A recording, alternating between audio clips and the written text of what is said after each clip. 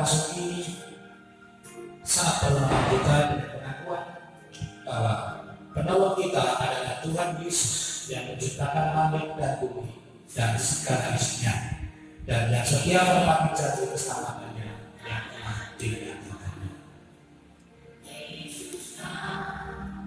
Saudara-saudara terkasih, pagi hari ini kita akan merenungkan firman Tuhan yang kita ambil dari Injil Yohanes 9 ayat yang pertama sampai yang keempat. Seharusnya satu perikop kita renungkan bersama karena satu dalam Kristus Yesus.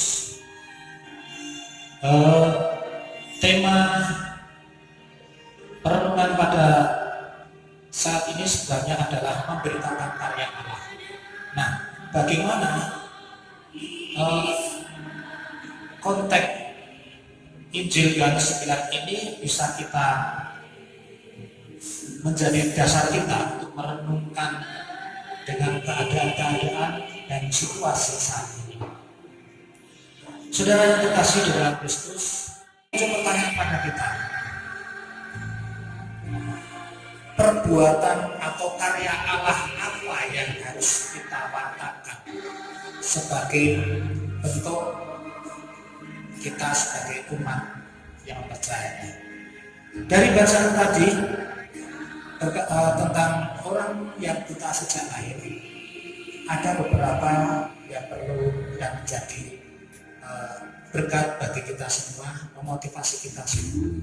Mari kita kembali ayat per ayat kita. Waktu Tuhan Yesus berjalan, ada seorang yang buta sejak lahir.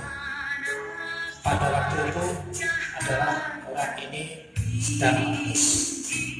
Kemudian muncul pertanyaan dari murid yang mengikuti Tuhan Yesus. Siapakah yang berbuat dosa?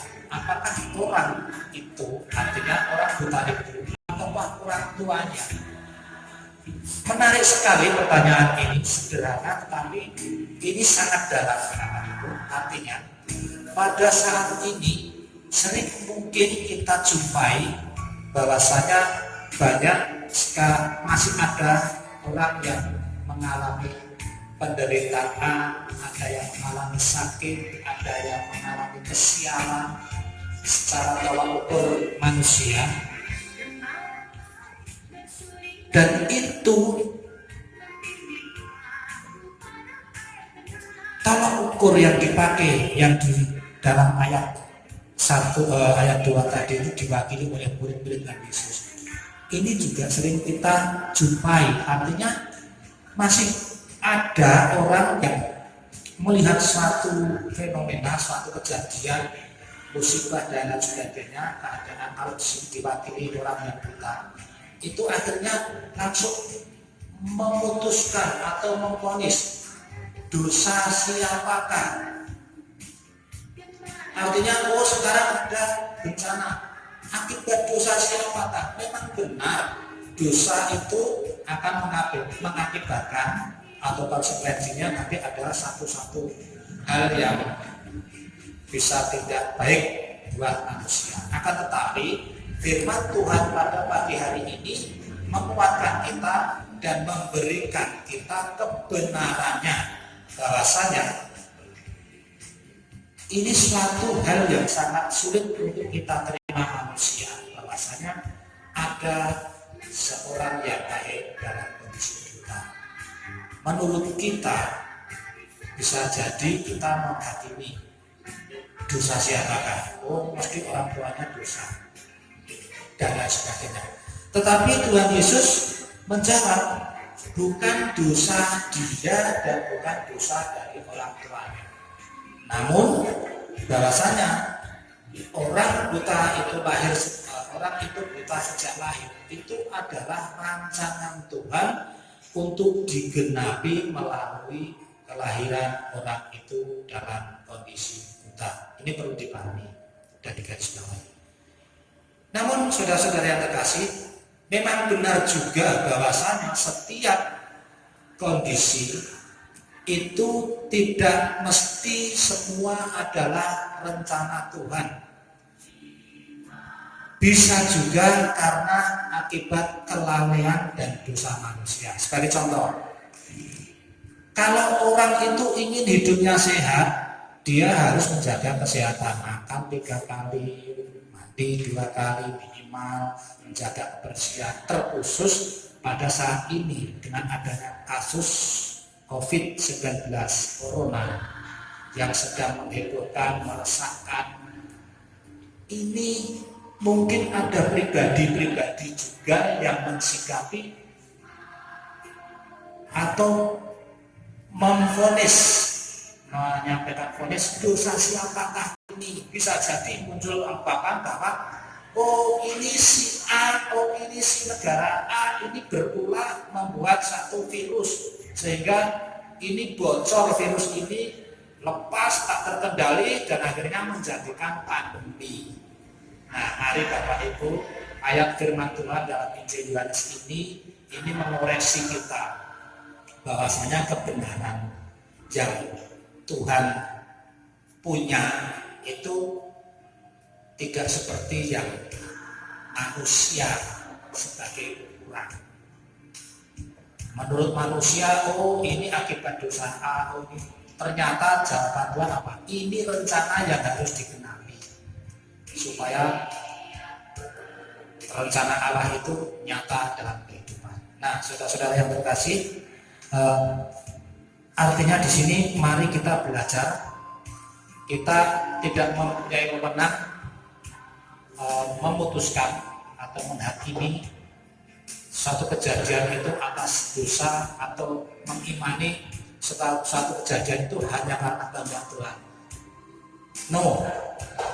Saat ini mari kita memegang kebenaran Tuhan. Bahwasanya satu kejadian bisa diakibatkan oleh dosa manusia, namun bisa juga itu karena rancangan Tuhan. Nah, terlepas dari kedua komitmen awal dua keputusan ini, manusia hanya diharapkan mempunyai ketaatan, mempunyai hubungan secara intim pada Tuhan. Kita tidak punya wewenang untuk menghakimi dosa A, dosa sipil, atau dan lain sebagainya. Bapak Ibu yang terkasih, di sini juga menjadi tugas kita bahwasanya Tuhan berfirman, selama ada di dunia ini, akulah terang dunia. Bagi kita, terang dunia adalah Kristus Yesus. Namun, kita bisa dikatakan juga sebagai pembawa terang. Artinya kita bukan terang itu sendiri, tetapi karena kita percaya kepada Yesus Kristus, makanya kita menjadi perantara terang itu. Sehingga tugas kita menjadi terang, membuat terang lingkungan kita. Berkaitan dengan keadaan kondisi sekarang ini, mari kita menjadi terang, bukan menjadi malah meredupkan, malah meresahkan, malah membuat kondisi-kondisi yang semakin tidak membawa damai sejahtera. Terang, adanya terang akan membawa damai sejahtera kepada lingkungan yang di mana dia berada. Nah, saudara-saudara yang terkasih, ini yang perlu kita wartakan. Tugas sebagai umat Kristus Yesus sang terang dunia ini, kita memberitakan kebenaran. Kita diharapkan tidak usah memvonis A, B, dan lain sebagainya, tapi selalu mengandalkan Tuhan. Biarlah Tuhan sendiri yang memutuskan, oh ini dosamu, oh ini rencanaku, itu biarlah Tuhan sendiri. Kapasitas kita hanya sebagai umat yang harus taat dalam menjalankan perintah dan firman Tuhan. Seperti diajarkan dalam firman, si orang buta ini juga harus mempunyai ketaatan. Dari mana itu diungkapkan dia mempunyai ketaatan? Dia akan mendapatkan penglihatannya itu karena dia taat atas perintah Tuhan untuk pergi ke kolam Siloam membasuh mukanya. Nah, saudara-saudara terkasih, mari kita lebih peka, lebih intim kepada Kristus Yesus, menjaga hubungan lebih dekat supaya kita lebih peka menerima apa firman Tuhan, apa perintah Tuhan yang harus kita lakukan. Mari kita belajar dari renungan ayat Injil Yohanes 9 ayat 1 sampai yang kelima ini. Dan kami harap saudara-saudara terkasih semua nanti juga akan melanjutkan renungan ini sampai tuntas sampai pada ayat yang 41, sehingga narasi cerita ini semakin memotivasi kita, semakin mengajar kita untuk lebih bijaksana. Oke, menghadapi COVID-19 kita memang perlu iman, tapi iman harus diikuti juga oleh hikmat. Artinya kita punya akal budi, pergunakanlah akal budi, jangan hanya berdasarkan iman toh.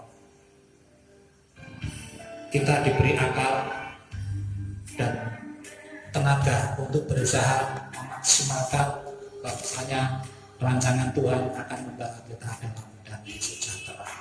Tuhan Yesus menyertai kita semua. Semoga sekelumit renungan ini bisa memotivasi kita dan bisa memposisikan kita menghadapi situasi saat ini dengan bijaksana.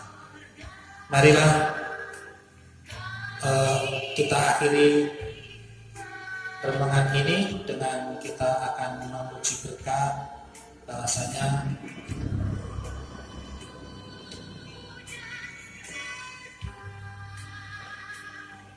kita akan kehidupan sehari-hari. Kita terima berkat dari Tuhan Yesus Kristus. Tuhan memberkati kita dan melindungi kita. Tuhan menyinari kita dengan wajah-Nya dan memberi kita kasih karunia. Tuhan menghadapkan wajah-Nya kepada kita dan memberi kita damai sejahtera. Amin. Kita akan tunduk dalam doa, kita berdoa. Kristus Yesus Allah, Sang Terang, Sang Penguasa Khalik langit dan bumi. Pada saat ini Tuhan, kami sujud menyembah-Mu, menaikkan puji syukur, ucapan syukur. Tuhan, kami percaya kondisi negara kami pada saat ini, kondisi jemaat-Mu pada saat ini. Tuhan, kami percaya juga Tuhan mengizinkan semacam ini terjadi. Dan satu, kami percaya lagi bahwa semua yang terjadi ini Tuhan izinkan untuk kebaikan kami. Jika semua kejadian ini Tuhan izinkan, pasti di situ ada sukacita yang Tuhan janjikan, Tuhan sediakan bagi kami umat-umat yang percaya kepada-Mu. Secara khusus Tuhan, pagi hari ini kami berdoa untuk jemaat-Mu di GKJ Bejarjo ini. Berikan damai sejahtera, berikan ketentraman, hilangkan dari rasa was, hilangkan dari rasa resah, gelisah terkait dengan kondisi alam, dengan munculnya kasus COVID-19 pada masa-masa ini. Kami percaya Tuhan tidak akan menegakkan kami umat-umat-Mu di GKJ Bejarjo ini. Maka dari itu Tuhan, kami berserah seutuhnya bahwasanya hanya perlindungan, penuntunan, jaminan, dan tameng yang Tuhan berikan kepada kami akan membawa kami dalam keselamatan. Nah, Tuhan berikan kami tubuh yang sehat, bahwa kami dalam kebijaksanaan, membawa diri kami dalam setiap hari, menjaga kesehatan, mampukan kami melawan segala virus yang akan mengacak diri kami. Tuhan, saat ini juga kami berdoa untuk para tenaga medis kesehatan yang Tuhan pakai untuk garda depan di sana. Tuhan tahu, kami percaya sudah beberapa nyawa yang menjadi korban. Namun Tuhan ajar kami bisa untuk menerima, memahami ini bahwasanya ini kami untuk melayani Engkau, sehingga karya-karya-Mu, rancangan-rancangan Tuhan untuk menyatakan damai sejahtera di muka bumi ini akan terwujud nyata. Untuk itu Tuhan, berkatilah para relawan, para tenaga medis, bantukan mereka melaksanakan tugas dengan baik, lindungi mereka supaya mereka yang cara langsung kontak dengan para penderita tidak menjadi pasien berikutnya, akan tetapi menjadi jalan keluar. Kami percaya umat-umat Tuhan yang Tuhan izinkan untuk menjadi pelayan-pelayan pada saat ini adalah orang pilihan Tuhan yang Tuhan lengkapi dengan kemampuan dan segalanya. Untuk itu Tuhan, secara khusus kami juga berdoa waktu di sini kita Ciledraju, berikan damai sejahtera. Sekali lagi Tuhan, ampunilah segala dosa dan kesalahan kami. Hanya karena kasih karunia-Mu kami akan layak menerima segala sukacita dan keselamatan yang Tuhan berikan. Hanya di dalam Kristus Yesus Allah dan Juru Selamat kami yang kami kenal dalam nama yang ajaib, Kristus Yesus sebagai terang dunia, kami menaikkan doa dan permohonan ini. Terima kasih Tuhan, terima kasih. Amin.